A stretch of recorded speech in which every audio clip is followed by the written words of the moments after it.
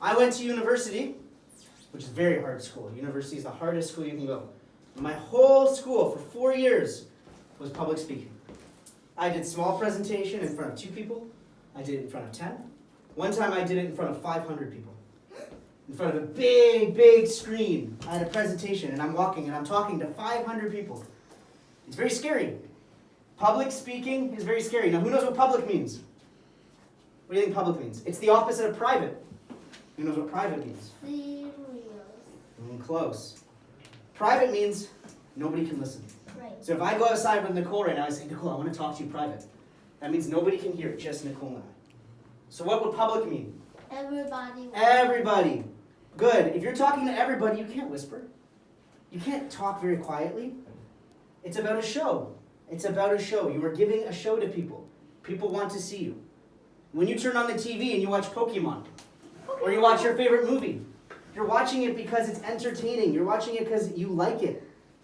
When you're doing public speaking, you want people to like you.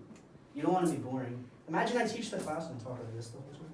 I speak very quietly and I walk like this. I don't look at you. Okay, guys, we're gonna learn about this today. We're gonna read. Do you know what the letters are? No, you won't learn that way. You won't understand. The number one rule for public speaking is speak clearly. Okay, this is what all of you guys have a hard time doing when we do our oral fluency.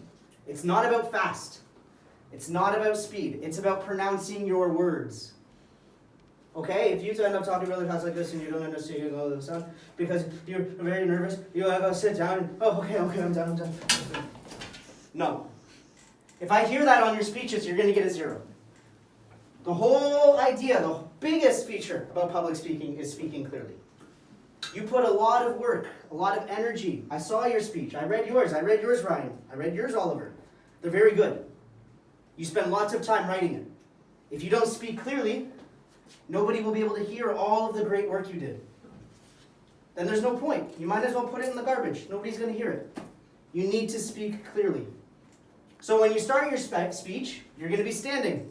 When you say words, speak it slowly and clearly.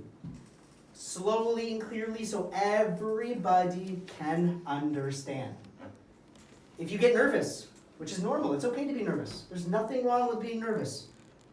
If you get nervous, you will probably start to talk faster. That's what people do. When they're nervous, they end up speaking so fast because they really want it to be over. That's not good. When you're nervous, try to slow down. It's okay to not talk. If you forget something, you can sit quiet. Sometimes, if I talk slower, like this, you can understand me. It's okay. If I talk slower, you can hear the sounds coming out of my mouth. That's better. So number 1, talk clear. Okay? Number 2, speak loud. If you talk very clear, but you whisper like this, right now, I am talking very clear. But maybe Josephine can't hear me. That's not good. Imagine I talk to you like this. Okay, guys, today we're going to learn the phonic sounds of boy. No. Everybody will be bored, and they might start to laugh. You know what happens when you do speeches and people laugh? You get more nervous. Okay, now I talked to level 1 already. I'm talking to you guys now. Nobody will be laughing at anybody during the speeches. I will not allow that. If I hear anybody laughing at other people, I'm taking off all the points and a star. Okay, people are working very hard to give really good speeches. So even if you think it's funny, you do not laugh. You put your head down and you do not laugh. Okay? You need to make sure you're speaking loudly so everybody can hear. Loud and clear are the biggest. These 2 are not as important, but if you can do them, you will do really well. Notice when I'm talking right now, sometimes I look at Nicole and I say something. And then I come over and I say, Oliver, are you paying attention? And I point to Ryan and I talk to Ryan. I'm not looking at your feet. Imagine I teach a class and I'm like, okay guys, today we're going to learn about the different phonic sounds of the oi sound. It's going to be lots of fun. Can you answer a question for me? You might start to laugh. It's like, why is Drew not looking at me? Public speaking is about talking to the people listening. So you have to make eye contact. Eye contact is looking at other people. Now, one rule I learned when you do public speaking is it's okay to switch. After each sentence, you switch. For example, Hello, my name is Drew, and I am 28 years old. Today I am going to give a speech on why vegetables are healthy for you. See how I switch? Now I'm at Ryan. Vegetables are healthy for you because they make you strong. Now I go back to Nicole. I think the vegetables taste good. Back to Oliver. It's okay to switch. If you look at one person the whole time when you do your speech, you're going to make them scared. And that's not good. You don't want to just stare at one person. Does that make sense? Does it make sense? Yes. Good. The last one's use your hand and your body. Okay? This is to make it fun and interesting.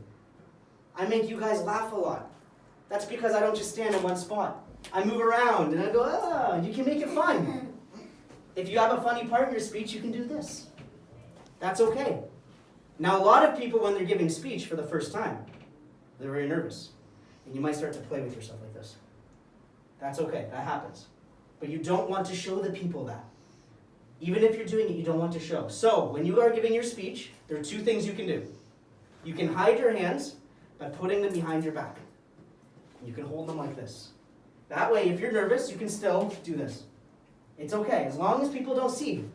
Because if I teach you every day, and I do this, you're not paying attention to me. You're looking at me. I'm making sounds. You're distracted. Nicole, pay attention. I'm teaching right now, okay? I'm making sounds. But if I do this, you can't see, and I can still talk. So that's one thing. If you're too nervous, you can put your hands behind your back and you can talk. The second is to use your hands. For example, hello, my name is Drew, and today I'm giving a speech on why vegetables are good for you. I think vegetables are good for you because they make you strong. Vegetables help me to become a better person. Another reason why, that's all you have to do. Every time you talk to somebody new, put your hand and point to them. Say what you have to say. Talk to the next person, put your hand and point. Once you can do all of these, everybody will think you're the best public speaker.